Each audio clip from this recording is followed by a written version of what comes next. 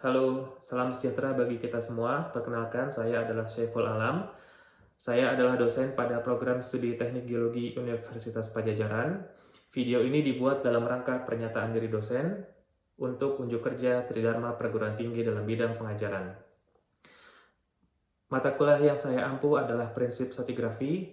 Dalam hal pengajaran, saya mengacu pada indikator DIA, D untuk delivery, yaitu mata kuliah atau struktur pembelajaran yang akan diberikan.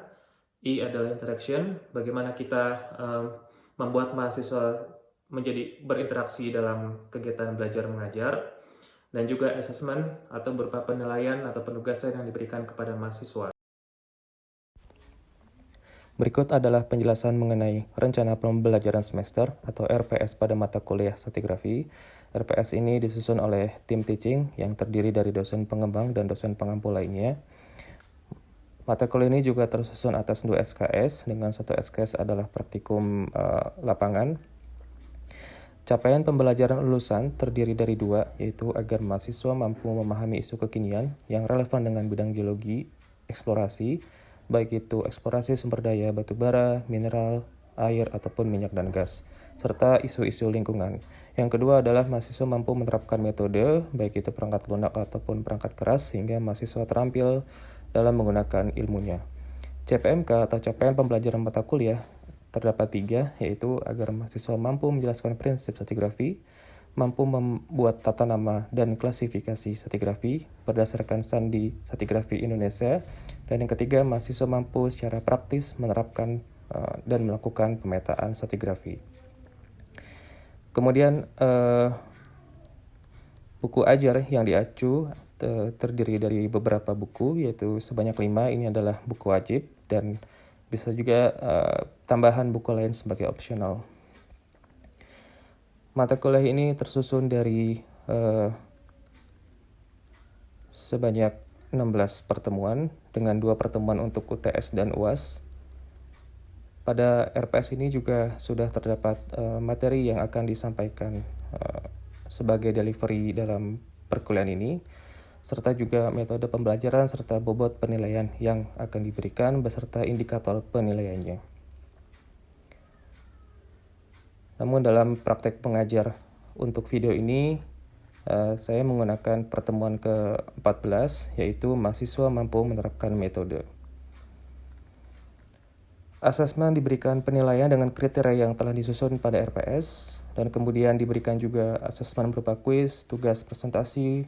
Di samping UAS dan UTS juga kami melihat bagaimana keaktifan mahasiswa di dalam perkuliahan. Kemudian untuk metode kuliah, kami menggunakan hibrid, baik itu sinkronus ataupun asinkronus, dan juga menggunakan pembelajaran secara LMS. Halo semuanya. Apa kabar semuanya? Ya, mudah-mudahan semuanya selalu sehat sehingga kita bisa semangat dalam melaksanakan kelas hari ini. Hari ini saya akan memberikan perkuliahan pada mata kuliah prinsip stratigrafi. Ya. Hari ini pertemuan ke-14, apa yang akan kita bahas? Pasti sudah melihat ini ya, RPS-nya atau rencana pembelajaran semester. Apa kira-kira pertemuan ke-14? Section atau bahasa lainnya apa? Ya, metode pengukuran stratigrafi. Ya, lihat. Nah, tentunya ukur, maka kita tentunya tidak langsung mulai melakukan pengukuran ya, tapi kita lihat dulu kondisi sekitar, bagaimana pelapisannya, bagaimana kemiripan batuannya, ya, bagaimana ada berapa macam jenis mitologi batuan yang ditemukan di lapangan. Nah, ini adalah gambaran ilustrasi pada saat kita di lapangan. Ini adalah sebuah penampang batuan atau penampang geologi yang di dalamnya ada sekali variasi mitologi ya. Ada batu pasir, batu gamping, batu lempung dan seterusnya, gitu ya. Berstrata atau batu berlapis.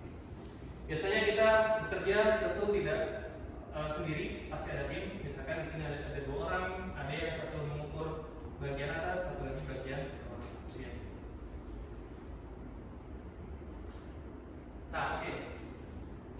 Sekarang yang kita ukur adalah dari suatu lapisan batuan, objek yang kita ukur adalah ketebalan, ya, ketebalan lapisan atau ketebalan unit batuan, gitu ya. Nah, kira-kira apa manfaatnya? Kenapa kita harus mengukur ketebalan, gitu ya? Bahwa hasil dari pengukuran yang di lapangan, pengukuran setidak itu adalah bukan hasil akhir, tetapi itu dijadikan sebagai analytical tool untuk analisis selanjutnya. Jadi misalkan kita mau menginterpretasi, mau mengkorelasi stratigrafinya, ada tergantung kita mau memakai klasifikasi apa, satuan stratigrafi apa. Apakah lithostratigrafi, ada apa aja? Siapa yang bisa? Ada lithostratigrafi? Betul sekali, ada banyak ya. Ada pada Sandi Stratigrafi Indonesia yang masuk pada SNI, Standar Nasional Indonesia.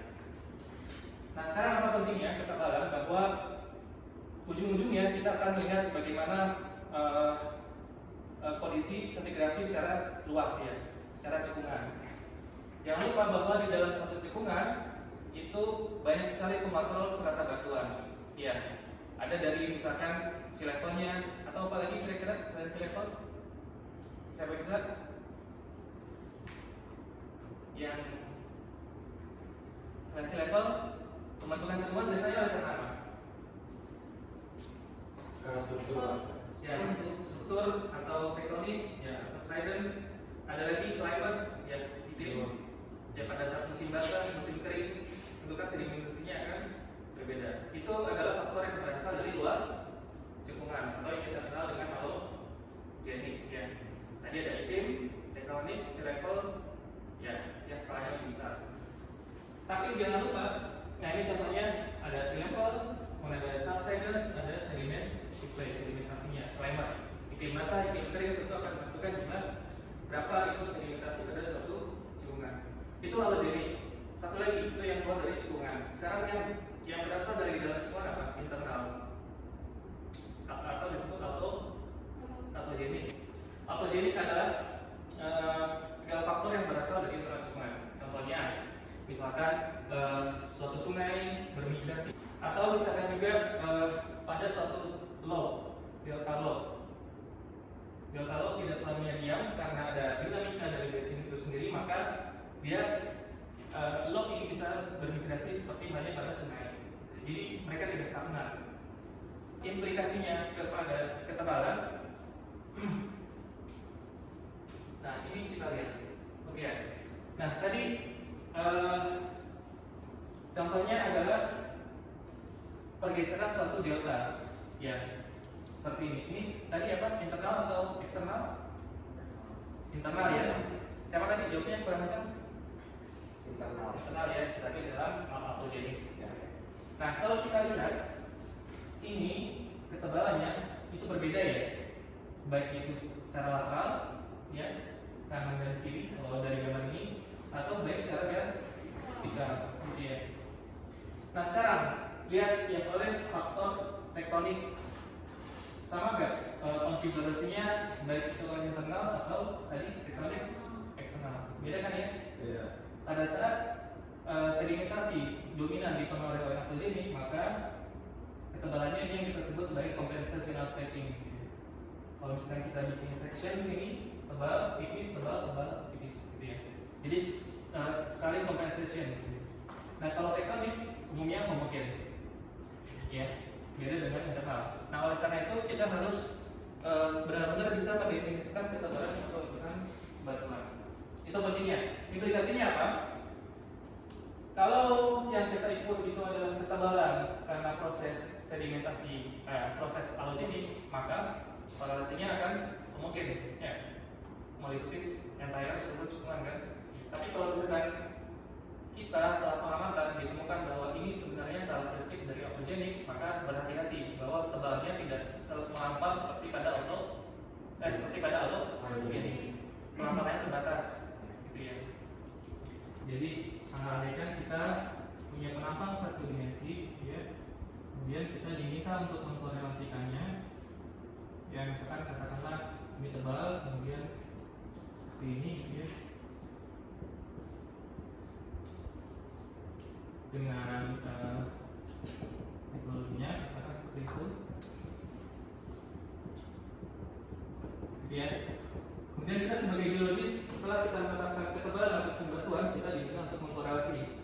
Pertanyaannya, apakah setiap titik ini berkorelasi sepanjang ini gitu ya, ataukah ke sini, ataukah dia hanya terputus gitu ya. Itu kan, itu menjadi pertanyaan. Jika itu karena autogenik, maka implikasinya seluruh cekungan. Tapi karena autogenik kita lokal.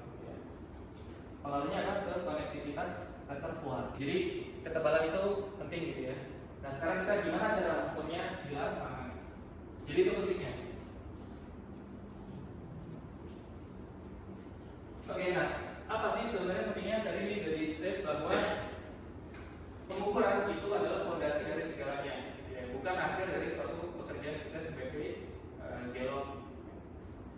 Yang mendasari itu semua interpretasi, apakah lithostratigrafi, chronostratigrafi, vulkanostrografi, gitu. Nah sekarang yang kedua adalah metode. Apa kira-kira yang pernah dengar metode di pengukuran stratigrafi? Saya Pak. Ya. Kita ukur Pak. Kita ukur apa lagi? Apa lagi? Ada banyak, ada 17, 19, 17 gitu ya. Tapi yang biasanya kita pakai adalah kita ukur. Walaupun tidak perlu itu, tapi banyak metode lain mengingat fleksibilitasnya jelas sangat. Ya, betul sekali. Pertama, kita melihat bagaimana kontak hubungan antara satu unit lapisan batuan atas dan bawah, kemudian apalagi pola stratifikasinya, pola stratanya. Kontaknya ada apa aja? Tegas. Nah, ya. Ya, bisa karena erosional, bisa karena non erosional. Itu dua itu yang penting, yaitu stratifikasi dan bagaimana kontaknya.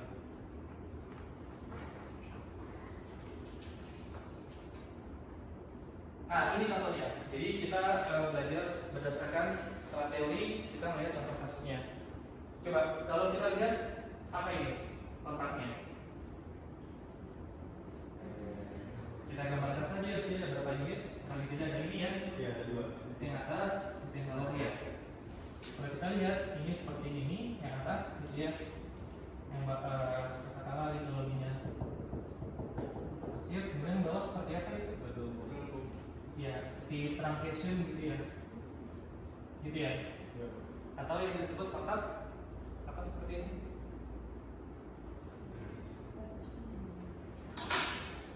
Error? Ya, karena dia mengerosi ya. Oh, ini. Itu ya, contoh kasusnya ya.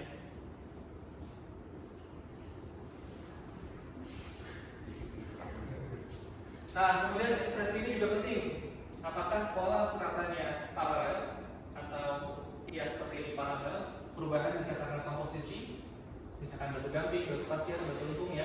Bisa kita yang bedakan menjadi unit 1, unit 2, atau perubahan karena tekstur, misalkan yang bawah teksturnya batu lempung lebih halus, yang atas kasar, yang berikutnya lagi lebih menganga. Itu kita bisa bedakan menjadi unit tersendiri. Yang kedua bisa karena strukturnya. Yang satu ada incline, inklinasi, yang kedua paralel. Itu bisa kita bedakan. Jadi misalkan ini ada satu unit, ini ada unit yang berbeda. Ya, nah ini lengkapnya. Jadi kita dalam melihat pola strata atau stratifikasi batuan, yang pertama kita lihat apakah dia paralel atau non paralel, gitu ya. Apakah dia sejajar atau tidak sejajar seperti ini. Nah kemudian lihat lagi apakah planar, bergelombang atau melengkung. Ya. Jadi ketika kita menemukan pola strata batuan yang berbeda, maka kita membuat jadi unit baru. Dari unit 1, unit 2, dan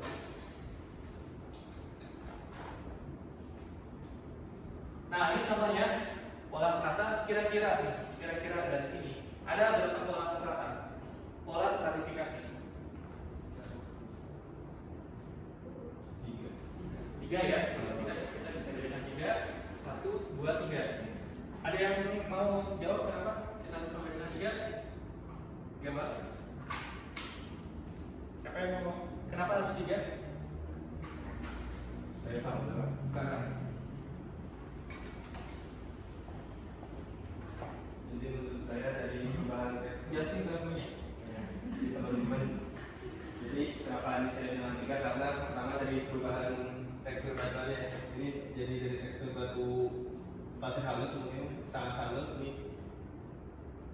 mungkin ke halus atau sedang, ke atas sudah mulai kasar. Sama terlihat ada perubahan struktur batuannya, sini ada yang wavy gitu. Tadi sebelumnya terus ini kayak biasa aja, kayak masif aja. Ya. Jadi seperti itu mungkin. Ya, betul sekali ya. Bukan dulu. Nah, kira-kira dari penjelasan Akur tadi sudah jelaskan aspek deskriptif ya. Tadi kan bilangnya ada yang kasar, ada yang halus, ada seperti stratifikasi apa yang bawah gitu ya. Ada yang kurang nggak kira-kira agar lebih sempurna dalam menjelaskan? Tadi kan baru deskriptif nih. Gimana? Coba gimana? Masuk ke atas ya, berarti itu aspek deskriptif. Apalagi yang bisa kita tambahkan? Kontaknya masih deskriptif. Apalagi? Seperti kita menjelaskan sesuatu, deskripsinya ini, apalagi yang kira-kira harus tambahkan? Itu deskriptif. Proses. Ya kan di sedimentologi kita udah belajar proses sedimentasi kan. Kalau misalkan di sana ada crossbed, kemudian di sana ada misalkan ada yang atas lebih kasar, jadi kan proses sedimentasinya gitu. Jadi misalkan suatu unit signifikan untuk dipisah, maka kita pisah gitu, baik itu secara deskriptif atau secara proses. Bisa juga tadi seperti yang Siva bilang, bisa juga kita mengangkat ke atas, yaitu menjadi kesatuan. Atau bisa juga jadi dua satuan ya. Dari sini ke sini seperti menghalus, kemudian ada sesuatu sifat yang kasar lagi bisa jadi dua satuan. Makasih, atur. Ya, jadi contohnya ini ya. Ini lembar pengukuran, ingat ada segmen pengukuran, ada satuan pengukuran. Apa bedanya?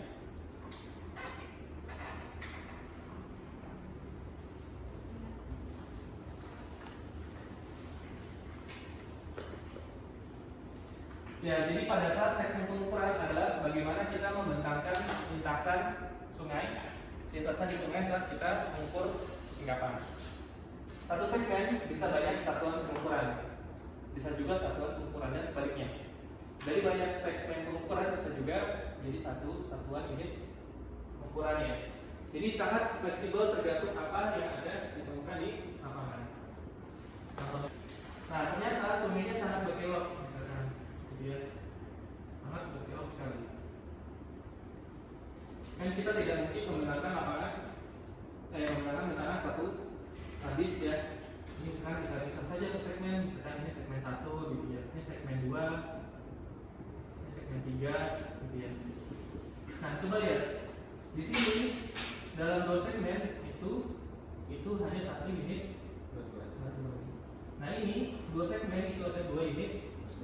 Jadi tergantung pada kompleksitas apa yang ada di ya. Nah, ini dia adalah sebenarnya proses yang paling ya. Jadi yang warna hijau itu adalah kondisi di suatu batuan. Ingat ini tanpa topografi, blok diagram 3 dimensi. Kalau ada topografi, jadi kita harus melakukan dulu topografinya. Ya. Jadi makanya jangan dihafal, dicontohkan tadi. Begitu kita sudah mengenal topografi, baru kita bisa menggunakan ya sebenarnya ada opsi pasif gitu ya, lebih fleksibel aja. Jadi barangkali kita menemukan kondisi di lapangan dipnya seperti ini, topografinya seperti ini, dip batuannya seperti ini, topografinya seperti ini, gitu ya. Kalau di sini ini yang disebut apa? Dip ya. Slope itu dari sini ya, atau gitu, slope kan? Nanti bisa sin dip dikurang slope, bisa cos dip plus slope, tergantung.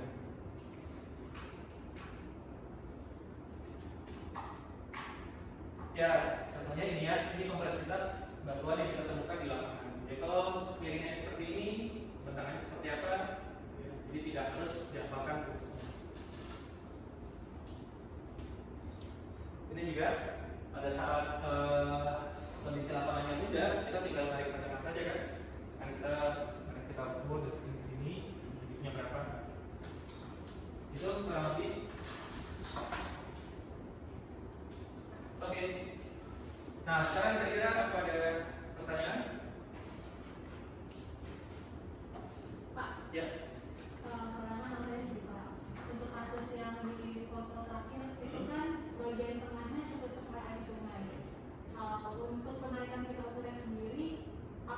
dibentangkan setebal apa? Dibentangkan dari utara ke selatan. Ya. Tapi kan di tengahnya ada air sungai itu bagaimana? Ya, jadi pertanyaannya, makasih Cipa. Jadi pertanyaannya itu ada kondisi yang topografi atau kondisi medan yang sedemikian, gimana caranya misalkan ada sungai. Ya, tentu saja. Jadi konteks kita membentangkan bentangan itu seberapa kita bisa mendapatkan akses dan seberapa besar kemungkinan kita bisa mendapatkan data sebanyak-banyaknya. Mana yang paling optimal? Apakah kita mau melintasi sini dulu, baru ke sini? Ya kan? Bisa saja langsung. Ya.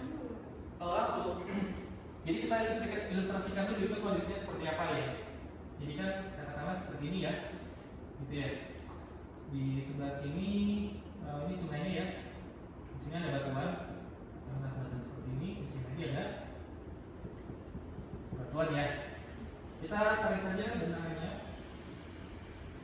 Nah, untuk daerah sini misalkan kita tidak punya data, ya nanti dianggap blank saja. Pada saat kita pengolah dianggap blank saja. Tapi misalkan di sini ada sedikit, misalkan terlihat, oh ada sedikit batu lupung gitu ya. Di sini misalkan, oh ada sedikit batu pasir, tapi kan di antaranya kita tidak tahu. Ada lagi? Masih. Sama-sama. Saya izin bertanya Pak. Saya tak apa Pak. Jadi izin bertanya Pak. Jadi kan dalam pengukur ketebalan nanti ada koreksi ya Pak. Jadi itu tadi pakai rumus-rumus. Kalau misalkan kayak gitu Pak, jadi kita pakai data yang sebenarnya apa mengikuti rumus dengan ketebalan yang atas dan di bawah? Mengikuti apa yang kita litasi. Jadi yang kita litasi seberapa meter ya itu yang kita pakai. Gimana kira-kira? Terjawab Pak. Ada lagi? Kalau nggak ada, kita mau quiz nih. Mau quiz. Quiz ya? Ya. Saya sendiri dulu ada. Kita quiz. Nah, quiz dibagi 3 kelompok. Ini 4, itu 2, ini 3. Random aja ya. Oh, mati di Ayo kita berkelompok ya.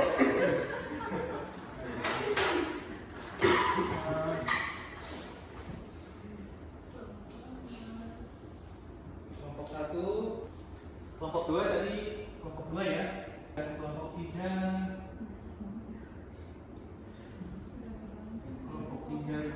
ini ya. Ya, ada 3 pertanyaan ini silakan jawab, butuh waktu kira-kira 10 menit ya. 10 menit. Ya, Rahman sampai tadi Putri 1 itu kalau ada section seperti itu berapa unit? Nah, yang ketiga itu masih sederhana. Itu kira-kira segmen pengukurannya di mana? Ada berapa segmen pengukuran? Itu aja. Akan 10 menit. Ya baik, kita mulai menjawab kuis. Silakan perwakilan kelompok maju ke depan. Ya, Rahman.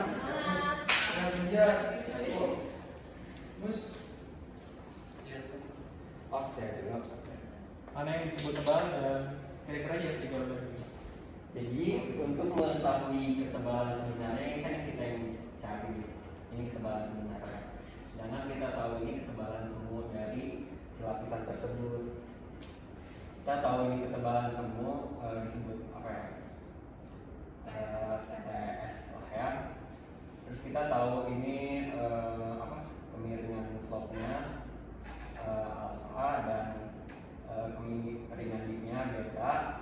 Jadi kita kan udah lihat nih, ini bisa dibentuk seperti segitiga ini kira-kira.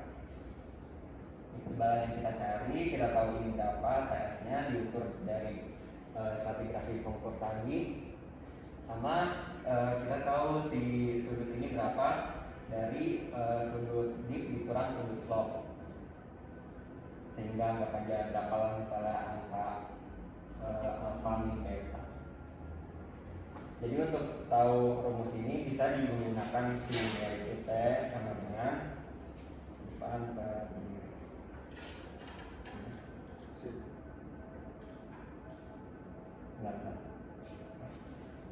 sama dengan depan per miring. Sin alfanya itu sama dengan sin alpha min beta kan ya.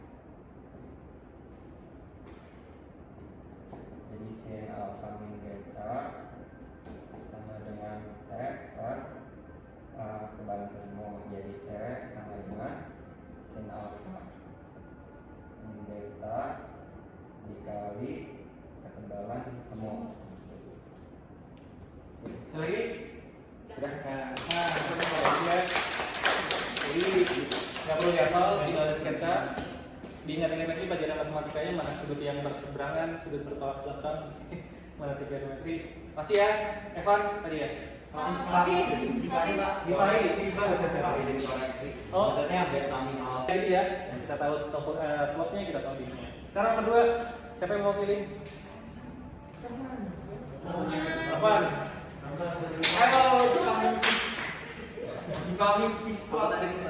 Kira-kira ada berapa unit batuan? Jadi menurut saya di sini ada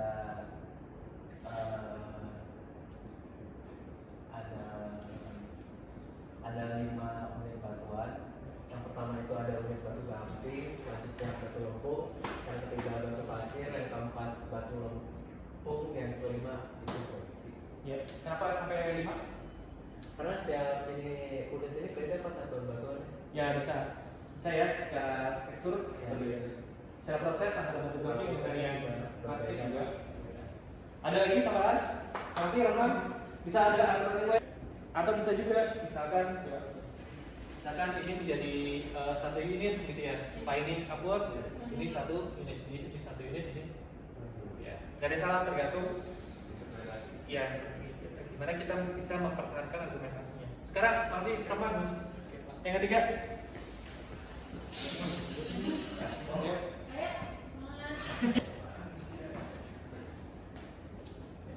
Saya satu aja. Kalau menurut saya dalam pembagian segmen di di sungai ini, saya mesti bagi segmen itu berdasarkan kelokan sungainya. Jadi di sini bisa 1, terus kelokan di sini ada 2, terus bisa juga di sini 3, gitu. Satu lagi bisa. Satu lagi Oh 3 ya, pas belokan ya. kelokan. Ada berapa unit kira-kira di segmen 1? Ini termasuk 1 unit. Ini sama ini 2. Yang satu lagi ada, terakhir ada batu gamping. Batu gamping. Oh iya, berarti bisa di sini. Bisa. Ya. Makasih. Bukan dulu. Ya. Tadi ya, demikian kita sudah mempraktekkan best practice, kemudian kita juga problem based learning, kemudian kita juga mengarahkan pengajaran pada student centered learning, bagaimana kefokusan teman-teman semua di sini dalam memahami materi dan kasus-kasus yang ada. Sesuai dengan pencapaian yang diharapkan pada RPS, ini sudah membaca semua agar kita memahami metode pengukuran stratigrafi di lapangan. Tadi pentingnya bahwa kita mengetahui ketebalan tubuh batuan, bisa itu berlaku sebagai reservoir, misalkan reservoir fluida, hidrokarbon, atau reservoir air, atau misalkan pada batu bara. Ya, kita sebagai geolog nantinya diminta menentukan berapa cadangan batu bara, misalkan berapa cadangan volume migasnya, hidrokarbonnya berapa cadangan air yang tersimpan dalam reservoir. Ya, jadi karena itu menjadi salah satu tugas kita sebagai geolog, maka kita harus memahami ketebalan dan juga karena itu bagian dari volume reservoir. Maka ini adalah langkah awal sebelum melakukan analisis land. Demikian, terima kasih untuk materi hari ini. Assalamualaikum warahmatullahi wabarakatuh.